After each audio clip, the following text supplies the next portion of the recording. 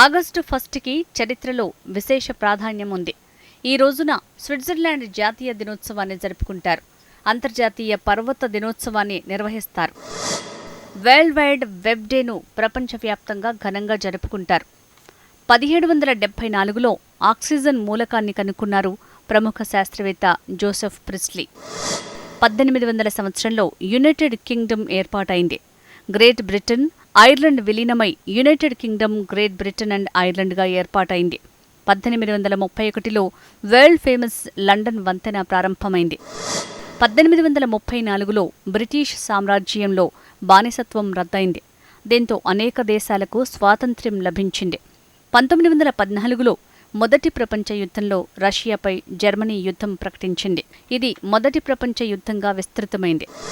1920లో British పాలనకు వ్యతిరేకంగా సహాయ నిరాకరణోద్యమం ప్రారంభమైంది. గాంధీజీ పాల్గొన్న ఈ ఉద్యమం స్వాతంత్ర్యోద్యమ ఘట్టంలో విశేషమైంది. 1921లో ఆధునిక తెలుగు కవి దేవరకొండ బాలగంగాధర్ తిలక్ జన్మించారు. 1955లో భారతీయ రైల్వేలో ఓ జోన్గా ఆగ్నేయ రైల్వే ఏర్పడింది. 1957లో జాతీయ లిటరసీని పెంచేందుకు నేషనల్ బుక్ ట్రస్ట్ ఏర్పాటైంది. 1983లో జనరల్ ఏఎస్ వైద్యను మన దేశానికి సైనిక ప్రధాన అధికారిగా నియమించారు. 2008లో మన దేశానికి చెందిన వైద్య దంపతులు Prakash Amte, Mandakini ఆమ్టేలకు Ramon Magsaysay award లభించింది.